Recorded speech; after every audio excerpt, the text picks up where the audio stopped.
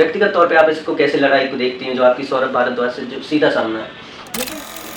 आज greater Kailash gutter Kailash बना हुआ है। व्यक्ति केजरीवाल को लेकर के एक झाड़ू पार्टी का वोट बैंक था, वो सब खत्म हो गया। 11 को जो आपने आतंकवादियों के मतलब धमकियों के बावजूद जो है श्रीनगर में लाल चौक पर तिरंगा फहराया, ये सही बात है? आप क्लस्टर्स में चले जाइए, 700 बहनों को 7 सीट का टॉयलेट दिया गया है। देखते हैं तो उस सब का एक ही निवारण है भाजपा की सरकार, क्योंकि भाजपा की सरकार ने जिन जिन राज्यों में सरकार दी है वहाँ एक अच्छी व्यवस्था वहाँ के लोगों के लिए खड़ी करके दी है। हमारे ओपोनेंट विधायक ने कि उन्होंने काम नहीं किया तो उन्होंने अपनी ब्रांडिंग कर दी। की बात की आपने, तो अभी जो दूसरा संकल्प पत्र आया था उन्होंने कहा है कि बड़ा खतरनाक है, डेंजरस है ये तो, और शिक्षा को खत्म कर देगा, फ्री एजुकेशन को। आपको जो बेसिक एमिनिटीज हैं, सीवेज और पानी के लिए ही लाले पड़े रहते हैं। इसके लिए हमारे भारतीय जनता पार्टी के मुखर्जी जो है शहीद हुए, उस का तो जो मॉडल इस सरकार ने कहा ना कि हमने एक वर्ल्ड क्लास एजुकेशन मॉडल तय किया है जिसको पूरी देश में लागू किया जाना चाहिए। वो मॉडल ये है कि 8th तक कोई बच्चा फेल ही नहीं करना। आप सोचिए कि शिक्षा किस स्तर पर पहुंच गई है।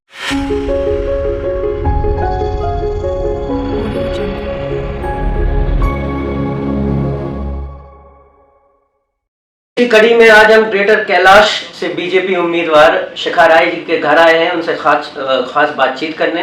तो मैम बहुत स्वागत है आपका।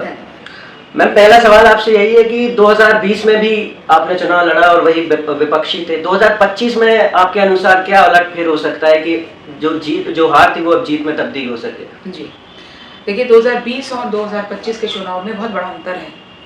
2020 में जब ये 5 सालों की सरकार के बाद जनता के बीच में आए थे दोबारा वोट मांगने के लिए, तो मालूम इनको तब भी था कि इन्होंने काम नहीं किया है, लेकिन उस समय इन्होंने कुछ इस तरह के फ्रीबीज और बांटे जिनकी लोगों को ज़रूरत थी।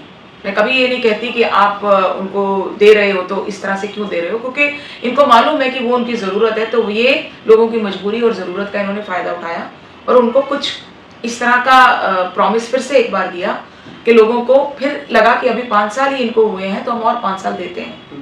लेकिन इस बार 10 साल के बाद जब लोगों ने ये देखा है, दिल्ली की जनता ने, कि जो 10 साल पहले के वादे किए थे आज भी वही वादे किए जा रहे हैं और इन 10 सालों में दिल्ली की दशा बदतर हुई है।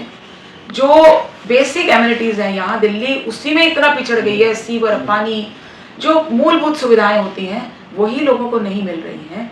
डेवलपमेंट के नाम पे जीरो है। सड़कें टूटना, नालों का भरे रहना, यानी अगर बरसात होती है तो दिल्ली पानी में डूब जाती है, गर्मी आती है तो दिल्ली पानी की वजह से त्रस्त रहती है कि पानी मिलता नहीं है, सर्दी आ जाती है तो पॉल्यूशन बढ़ जाती है। तो ये सारी तमाम चीज़ें जो हैं वो दिल्ली की जनता को जिन्होंने सोचने पे मजबूर किया है और इसीलिए उन्होंने ये मन बनाया है कि इस बार अब इनको और नहीं सहेंगे। विपक्षी इस बार भी वही हैं जो पिछली बार थे, तो व्यक्तिगत तौर पे आपकी क्या तैयारी रही उनके खिलाफ? एक व्यक्तिगत, क्योंकि हर आदमी आत्ममंथन करता है कि पिछली बार जो हुआ इस बार वो ना हो, तो व्यक्तिगत तौर पे आप इसको कैसे लड़ाई को देखती हैं जो आपकी सौरभ भारद्वाज से जो सीधा सामना है? देखिए, मैं इसी विधानसभा के एक वार्ड की पार्षद हूँ, तो व्यक्तिगत रूप से मैं उस वार्ड में पहले भी काम करती थी और अब भी करती हूँ। तो जहाँ तक मेरी अपनी पहुँच, पकड़ और मेरी एक्सेसिबिलिटी लोगों तक है तो वो पहले से बढ़ी ही है, क्योंकि मुझे काम करने का समय भी और मिला है उस सेकंड टर्म में। एंड दूसरी बात ये है कि जो सामने ओपोनेंट हैं उन्होंने उस काम को जो कभी शुरू में उन्होंने प्रोमिसेस किए थे उन्होंने छोड़ दिया है। वो करते हैं कॉस्मेटिक काम। जब 5वां साल आना होता है, इलेक्शन के 4 महीने रह जाते हैं, तो वो सब जितनी कॉस्मेटिक चीज़ें होती हैं ना कि यहाँ पर बेंचेस रखवा दो, कुर्सियाँ रखवा दो, कहीं झूला गज़ीबो बनवा दो, जो MCD के काम है वो करते हैं। लेकिन जो MLA की जुरिस्डिक्शन में आने वाले काम है उसको लेकर के यहाँ की जनता त्रस्त है, दुखी है। इसलिए इस बार हमारे भाजपा के लिए, मेरे लिए बेहतर माहौल है। आप ऐसा कह रही हैं, लेकिन उनके इंटरव्यूज में उन्होंने तो एक तरीके से उद्घोषणा ही कर दी कि सामने कोई भी हो, जीतूंगा तो मैं ही। देखिए, ये मुझे लगता है उनका विश्वास नहीं, उनका घमंड बोल रहा है। तो घमंड तो बड़ों का शुरू होता है और हम अपनी ज़मीनी हकीकत को शायद वो पहचान ही नहीं पा रहे हैं या जान करके भी अनजान कर रहे हैं, इसलिए ऐसा कह रहे हैं। अभी जब एक पत्रकार के रूप में मैंने जीके की महिलाओं से बात की, जैसे हमारा काम ये है, तो महिलाओं का मैंने देखा कि हर बार वो कहीं ना कहीं ये कह रही थी कि शिखा जी तो हमारी है। तो ये जो स्नेह है, ये जो लगाव है, ये अपने आप बना, कैसे बनाया और इतना लगाव? देखिए, एक महिला होने के नाते ये मुझे एडिशनल एडवांटेज है कि मैं हर घर की रसोई तक घुस सकती हूँ, ये आपका महिला को गले लगा सकती हूँ, और महिलाएं मेरा ऐसा उनके साथ एक व्यवहार रहता है, या कह लीजिए कि वो आत्मीयता का संबंध उनसे बनता है जिनसे मिलती हूँ, इसीलिए बहनें, यहाँ की महिलाएं मुझे स्नेह करती हैं। लगभग मतलब 89,000 वोटर्स हैं इस बार, तो आपको लगता है कि जो स्नेह है, लगाव है, ये वोटों में भी तब्दील होगा? डेफिनेटली मुझे बहुत उत्साह उनसे मिल रहा है। जब जाती हूँ तो सामने से रिस्पॉन्स आता है कि वो इस बार अपनी बहन को, अपनी दीदी को, जो उनको पिछली बार ये मैंने कहा ना कि कुछ उम्मीदें इनसे ज़्यादा थी पार्टी से, तो अब उनको उम्मीदें हम में बनी हैं, इसलिए वो डेफिनेटली वोट के रूप में परिवर्तित करके यहाँ से जिताएंगे। आत्ममंथन की बात पहले भी हुई थी, तो कई बार हर आदमी, हर शख्स करता है वो, तो आपको क्या लगता है कि 2020 में कहाँ एक ऐसी चूक रह गई होगी, तो 2025 में मैं उसकी भरपाई करूंगी और जो है नतीजे जो है सारे मेरे हक में आएंगे, खिलाफ नहीं? देखिए, जहाँ तक मेरा इस चुनाव में जो आप कहते हैं कि आधार है कि मैं कहूँ मैं किस आधार पे इस चुनाव में जा रही हूँ, तो वो है मेरा जनता के साथ संपर्क का, उनके सुख दुख में रहने का। और जहाँ तक चुनाव जीतने की बात है, तो मुझे उसमें लगता है कि मुझसे हम लोगों ने कम शायद काम किया हो, उन्होंने खुद ही अपने लिए बहुत गड्ढे खोदे हुए हैं। क्योंकि उन्होंने काम नहीं किया है, इसलिए वो बहुत बड़ा एक फैक्टर है जो इस विधानसभा में बदलाव लाएगा। जीके जो ग्रेटर कैलाश जो कॉन्स्टिट्यूएंसी है, ये जानी जाती है, यहाँ पे जातीय फैक्टर नहीं चलते, यहाँ मुद्दे चलते हैं, हमेशा एक गौरवान्वित करने वाली चीज़ रही है। तो कौन से ऐसे मुद्दे हैं आपके अनुसार जहाँ पे जो विशेषता, अगर आप वो मुद्दे हाईलाइट्स करें कि जहाँ पे आपके जो विपक्षी हैं वो ढीले पड़ रहे हैं और आपको इस चीज़ का फायदा होगा आपके अनुसार?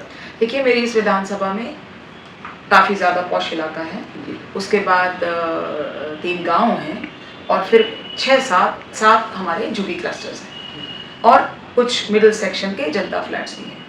किसी भी एरिया में आप चले जाइए, आज ग्रेटर कैलाश गटर कैलाश बना हुआ है, चाहे वो पॉश इलाका है, चाहे वो झुग्गी बस्ती का इलाका है, चाहे वो गांव है, सीवेज उगल रहे हैं। मैं तो पार्षद हूँ ना एक वार्ड से, मुझे रोज सुबह एक जो है फ़ोन कम से कम ज़रूर आता रहा है इन पिछले 7 वर्षों में कि यहाँ सीवर उगल रहा है, मैम यहाँ करवा दीजिए, दीदी यहाँ सीवर हमारा पीछे उगल रहा है, ओवरफ्लो कर रहा है, यहाँ सफाई करा दीजिए। हमारे पास हालांकि पार्षद के रूप में सीवेज हमारे पास नहीं होता है, फिर भी मैं कोशिश करके, चाहे वो जल बोर्ड से मैं बोलूँ, चाहे वो अपने कर्मचारियों से कराऊँ, सीवर साफ कराते हैं। तो कहीं ना कहीं ये समस्या यहाँ भयंकर रूप में हर एरिया में है। फिर दूसरी समस्या जो यहाँ सबसे बड़ी हो रही है, पानी की। आधा घंटा जहाँ आता है वहाँ आधा घंटा आता है, और बहुत सारे ऐसे हमारे पॉश इलाके भी हैं जहाँ पानी आता ही नहीं है 3-3, 4-4 दिन। तो आप सोचिए कि हाईएस्ट शायद टैक्स पेइंग लोग इस कॉन्स्टिट्यूएंसी में रहते हैं, सबसे ज्यादा ऑथराइज्ड एरिया इस कॉन्स्टिट्यूएंसी में है, और यहाँ आपको जो बेसिक एमिनिटीज हैं, सीवेज और पानी के लिए ही लाले पड़े रहते हैं। पानी और सीवर मिक्स होकर के आता है पॉश कॉलोनीज में, माइंडेड, और पानी ट्रीटेड नहीं मिलता है। बोर का पानी, ट्यूबवेल्स का पानी, जो पार्कों में ट्यूबवेल लगे हैं, उनका पानी ग्रेटर कैलाश के इलाकों को सर्व होता है। तो क्या ये अपने आप में एक बहुत बड़ा इशू नहीं है कि कम से कम हमें हमारा बेसिक पानी और सीवर तो साफ मिले? रही बात सड़कों की, आप किसी भी पीडब्ल्यूडी की रोड की सड़क पर निकल जाइए, अगर आप मुझे एक भी कह दें कि ये चकाचक होती हुई उस ग्रेटर कैलाश की याद दिलाती है जो ग्रेटर कैलाश कभी यहाँ था, जिसकी चर्चा पूरी दुनिया नहीं देश में होती है कि दिल्ली में ग्रेटर कैलाश का इलाका है, क्योंकि सबसे पॉश इलाकों में ये शुरू के बसे हुए इलाकों में। आज आप चले जाओ, ट्रैफिक जैम, इंक्रोचमेंट सड़कों के ऊपर, फुटपाथ कोई बची नहीं, पेड़, ये इलाका पहाड़ी पे बसा हुआ है, पेड़ ही पेड़, यहाँ पुराना जंगल था तो पेड़ थे, कोई उनकी संभाल नहीं। मतलब मैं ये अगर बेसिक की बात कहूँ, आप इसके आगे बढ़ जाइए कि कोई रिक्रिएशन सेंटर, कोई सीनियर सिटीजन सेंटर, कोई फुट ओवर ब्रिजेस, वो तो दूर की बात है, मूलभूत सुविधाएं भी नहीं यहाँ जो मिल रही थी, जो होती थी, वो भी खत्म कर दी, फंडामेंटल इम्यूनिटीज। तो आपके हिसाब से पानी और सड़क के सबसे बड़े मुद्दे हैं इस वक्त, जो सबसे बड़े मुद्दे इस कॉन्स्टिट्यूएंसी के? देखिए, पानी, सड़क, सीवेज, ये डायरेक्ट व्यक्ति को हिट करते हैं, जरूरत होती है। मैंने कहा उसके बाद बहुत है, हमारे GK2 की जो एंट्री का इशू है, इसके फ्लाईओवर का इशू है, यहाँ आगे अलकनंदा चले जाइए तो वहाँ पर ट्रैफिक जैम्स का और एक्सीडेंट्स का इशू है, CR पार्क की रोड पे चले जाइए तो इंक्रोचमेंट्स का इशू है, ऐसे ही GK1 वार्ड में अगर जितनी PWD की रोड्स हमारे अंदर पड़ती हैं GK1 में, वो फ्लडेड रहती हैं, उनके नाले चौक हुए रहते हैं, कोई उन रोड्स के ऊपर प्रूनिंग नहीं कराता, उनकी फुटपाथों की मेंटेनेंस नहीं होती। आप क्लस्टर्स में चले जाइए, 700 बहनों को 7 सीट का टॉयलेट दिया गया है। 300 साढ़े 300 अगर एक क्लस्टर में बच्ची महिलाएं हैं तो 3 सीटों का टॉयलेट है, और वो टॉयलेट सड़क पर आ रहे हैं सारे, उनका वो सारा सीवेज सिस्टम सड़कों पर बह रहा है। गांवों में हमारे इतना इंफ्रास्ट्रक्चर से लोड बढ़ गया है पहले से, जहाँ एक घर था वहाँ 4 फ्लोर हो गए हैं। कोई सीवेज सिस्टम नहीं, कोई अर्बन मॉडर्नाइजेशन नहीं, उस तरह का तो कोई आप समझिए काम ही नहीं हुआ है। अच्छा, आपकी अगर विपक्षी की मैं बात करूं तो 2013 से लेकर अभी तक तो वही हैं, और क्या जब लगातार कोई एक व्यक्ति जीतता रहता है तो भले ही एक एंटी इनकम्बेंसी है 10 साल या कह लेंगे 12 साल की, पर फिर भी एक सियासी कद बढ़ता है, तो उनकी इमेज का आपको लगता है कि दुष्परिणाम कहीं ना कहीं? देखिए मैं बताऊं, ये बड़ा एक यहाँ पर ग्रेटर कैलाश विधानसभा में इमेज और ब्रांडिंग का चलन चल रहा है, वो इन्होंने चलाया है हमारे ओपोनेंट विधायक ने, कि उन्होंने काम नहीं किया तो उन्होंने अपनी ब्रांडिंग कर दी कि मैं अप्रोचेबल हूँ, एक्सेसिबल हूँ, मिलता हूँ आपसे, आपकी बात सुनता हूँ। क्या ये सफिशिएंट होता है एक चुने हुए प्रतिनिधि को लेकर के? क्या अच्छा होने के साथ साथ उसको काम भी नहीं कराने हैं? वही उसके लिए तो चुना है। अच्छा होना, व्यवहार से अच्छा होना तो हर व्यक्ति हो सकता है, अपने परिवार में भी होता है, समाज में होता है, लेकिन जिस चीज की जिम्मेदारी आपको मिली है, आप MLA हैं, तो जो MLA की जुरिस्डिक्शन में आने वाले काम है वो भी तो साथ कराएंगे ना। तो आप अपने काम के आधार पर वोट नहीं मांग रहे हैं, वो सिर्फ अपने व्यवहार के आधार पर अच्छा होने की वोट मांग रहे हैं। आप देख लीजिए उनकी जो कैंपेन है सारी, वो ये नहीं कहती कि मैंने क्या क्या काम कराए, वो कहती है मैं अच्छा हूँ तो मेरे को आप सब प्यार करते, उसने मुझे वोट दो। देखिए 1-2 बार काट की आंधी चढ़ जाती है, और वो भी केजरीवाल जी का जो झूठ का प्रचार था, जो व्यक्ति केजरीवाल को लेकर के एक झाड़ू पार्टी का वोट बैंक था, वो सब खत्म हो गया। केजरीवाल जी की बात की आपने, तो अभी जो दूसरा संकल्प पत्र आया था उन्होंने कहा है कि बड़ा खतरनाक है, डेंजरस है ये तो, और शिक्षा को खत्म कर देगा, फ्री एजुकेशन। तो आपको क्या कहना है? देखिए एजुकेशन का तो जो मॉडल इस सरकार ने कहा ना कि हमने एक वर्ल्ड क्लास एजुकेशन मॉडल तय किया है जिसको पूरी देश में लागू किया जाना चाहिए, वो मॉडल ये है कि 8th तक कोई बच्चा फेल ही नहीं करना। आप सोचिए कि शिक्षा किस स्तर पर पहुंच गई है। 8th तक कोई बच्चा फेल नहीं करेंगे, क्योंकि 9th 10th के आंकड़े चाहिए उनको, वो फिगर ऊपर जाती है कि स्कूलों में बच्चे कितने हैं, तो वो अपनी फिगर सही रखनी है, इसलिए उन्होंने इस तरह की नीति लेकर के आए। तो उन बच्चों की फाउंडेशन, उनकी शिक्षा कितनी कमजोर की हुई होगी। स्कूलों में टीचर्स नहीं है पर्याप्त सब्जेक्ट्स के, बच्चे सब्जेक्ट्स ऑफ नहीं कर पाते क्योंकि वो टीचर हर स्कूल में नहीं है सब्जेक्ट्स के, प्रिंसिपल्स नहीं है बहुत सारे स्कूलों के।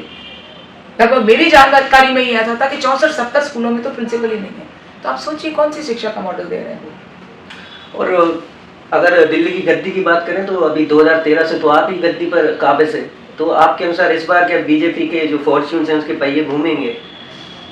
देखिए ये मुझे नहीं लगता कि किस्मत के नाते बीजेपी आएगी, क्योंकि फॉर्च्यून की बात है लोगों की दुर्दशा की, बात है दिल्ली की डेवलपमेंट की, बात है दिल्ली की नेक्स्ट जनरेशन को एक अच्छा भविष्य देने की। तो वो जब हम सब चीज़ें देखते हैं तो उस सब का एक ही निवारण है भाजपा की सरकार, क्योंकि भाजपा की सरकार ने जिन जिन राज्यों में सरकार दी है वहाँ एक अच्छी व्यवस्था वहाँ के लोगों के लिए खड़ी करके दी है, एक वेलफेयर जो है जो लोगों के लिए होना चाहिए वो किया है। तो वो उस विश्वास पर भारतीय जनता पार्टी की सरकार बनेगी। तो कितना आपको लगता है अनुमानित, अगर आप बता सकें? 100%, 100% बीजेपी सीट का नंबर भी सीट का नंबर के लिए मैं कोई आपके अनुसार? मैंने आपको कहा कि बहुत आसानी से, कंफर्टेबिलिटी से भारतीय जनता पार्टी की सरकार बनेगी। अच्छा, एक आखिरी सवाल है कि मैं जब रिसर्च कर रहा था तो मुझे पता चला कि 26 जनवरी 2011 को जो आपने आतंकवादियों के मतलब धमकियों के बावजूद जो है श्रीनगर में लाल चौक पर तिरंगा फहराया, सही बात है? जी, हमारी उस समय मिलिटेंट्स की कॉल थी कि हम यहाँ पे भारत देश का झंडा नहीं फहराने देंगे, तो भारतीय जनता पार्टी के कार्यकर्ताओं ने ये ठाना था कि हम झंडा फहरा के रहेंगे, क्योंकि हम ये मानते थे और आज तो हम हैं कि देश हमारा कश्मीर से लेकर के कन्याकुमारी एक है, और देश का संविधान एक होना चाहिए, विधान एक होना चाहिए। इसलिए जिसके लिए हमारे भारतीय जनता पार्टी के मुखर्जी जो है शहीद हुए उस विषय को लेकर के उसी कश्मीर में, तो हम कार्यकर्ताओं ने ये उस साल ये ठाना था कि हम झंडा बावजूद के मिलिटेंट्स ने धमकी दिया घर आकर के रहेंगे। बहुत सारी कोशिशों के बाद बहुत सारे हमारे कार्यकर्ताओं को वहाँ पर उन पर बहुत अत्याचार हुए, लाठीचार्ज हुए, उनको उनके हाथ पांव तक तोड़ दिए गए, उनको वहाँ की थानों में बंद कर दिया गया। लेकिन हम कुछ कार्यकर्ता किसी तरह से मौका बना करके, हमने एक योजना बना करके, हम 10-12 कार्यकर्ता थे जिन्होंने शाम को वहाँ पर अपना वो झंडा फहराया। मैम बहुत शुक्रिया हमसे बात करने के लिए। तो ये थी बीजेपी की ग्रेटर कैलाश से उम्मीदवार शिखा राय जी, और जैसा कि आपने सुना कि ये जीत के प्रति बहुत प्रतिबद्ध नजर आ रही हैं, और वो कह रही हैं कि इस बार बीजेपी जो है वो परचम अपना दिल्ली में लहराएगी और आपको अन्य पार्टियों में नेस्तनाबूद करके बीजेपी दिल्ली में बीजेपी जो है सरकार बनाने के लिए तैयार नजर आ रही है।